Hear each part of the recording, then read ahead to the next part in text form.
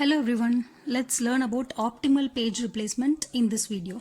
Okay, in my last video I told you about FIFO page replacement, and we also saw that FIFO page replacement algorithm actually suffers from Baladi's anomaly, and in the search for a page replacement algorithm which will not suffer from Baladi's anomaly, we actually got this optimal page replacement algorithm. Okay, in this optimal page replacement algorithm, this is supposed to be a good algorithm which has the lowest number of page faults. And the strategy which is followed for page replacement in this optimal page replacement algorithm is replace the page that will not be used for the longest period of time.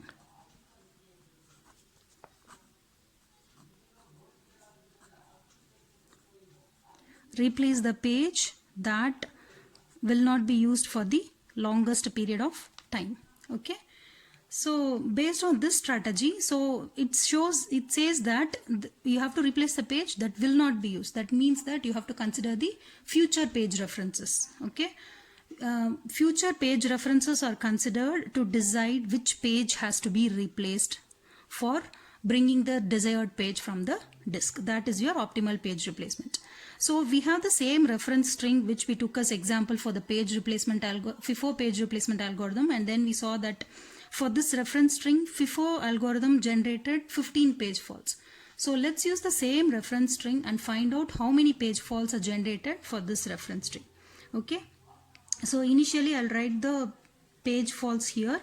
So initially this is your frames. We start with 3 empty page frames. That means we are using pure demand paging where no pages are initially there in the frames in the memory. Okay, so first page reference is 7. 7 is not there in the memory, so it generates one page fault, and then 7 is loaded into the frame. Next page reference is 0. Again 0 is not there in the memory, so it generates a page fault, and then 0 is loaded into the memory. Next page reference is 1. Again 1 is not there in the memory, so it generates a page fault, and then 1 is loaded into the computer's memory. Next page reference is 2. Again 2 is not there in the computer's memory in the frames, but then 2 has to be loaded, so for that one of the pages has to be replaced. So you have 3 pages, 7, 0 and 1 already in the memory, so which has to be replaced? So for this, so we need to load 2 now, and so we have to consider all these future page references. Okay, so consider 7, 0 and 1 which will not be used for the longest period of time. 0 is going to be used next, 1 is going to be used next, and then 7 will not be used for the longest period of time. Okay, so 7 will be replaced with 2 here. Okay, this also generated a page fault. And next page reference is 0. 0 is already there in the memory, so it doesn't generate a page fault. Next page reference is 3. 3 is not there in the memory, and so it generates a page fault. So after that, we need to find a frame for loading the page reference 3. So for that we need to see what is there in the frames. Page numbers 2, 0 and 1 is there. 0 is going to be reference next, followed by 2, followed by 1. Okay, 1 will not be used for the longest period of time. Okay, so 1 will be replaced by 3.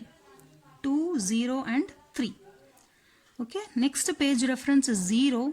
0 is already there in the frames. Okay, so it doesn't generate any page fault. Next page reference is 4. Again 4 is not there in the memory, so it generates a page fault, and then we have to find one empty frame for loading 4.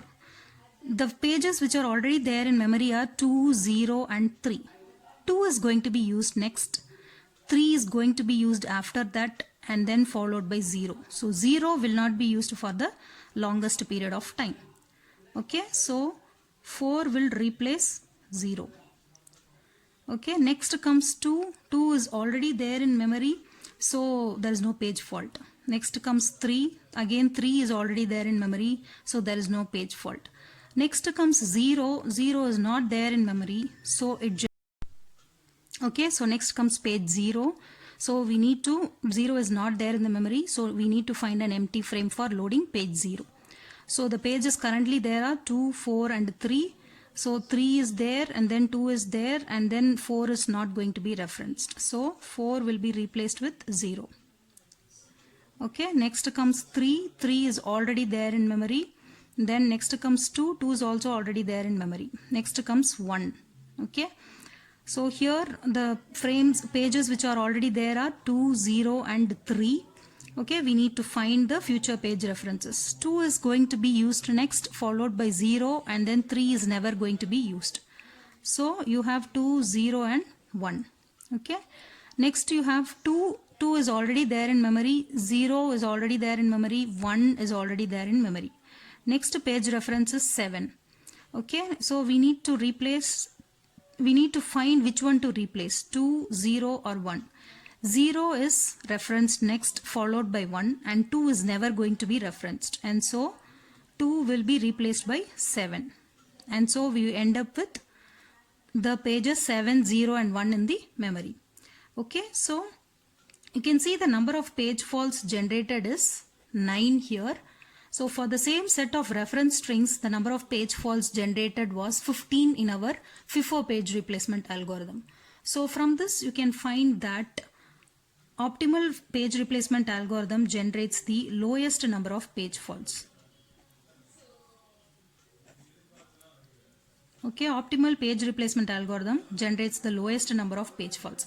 But the disadvantage in this algorithm is even though it generates the lowest number of page faults, predicting the future page references is very difficult to implement. It is like finding the length of the next CPU burst in your shortest job for scheduling.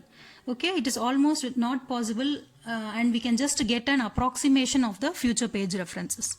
So due to that reason, optimal page replacement algorithm is not considered for implementation, and generally it is used only as a benchmark algorithm, or it is used in comparison studies for comparing any new available algorithm and for predicting the performance of the algorithm in how optimal it is. Okay, that's all about optimal page replacement algorithm.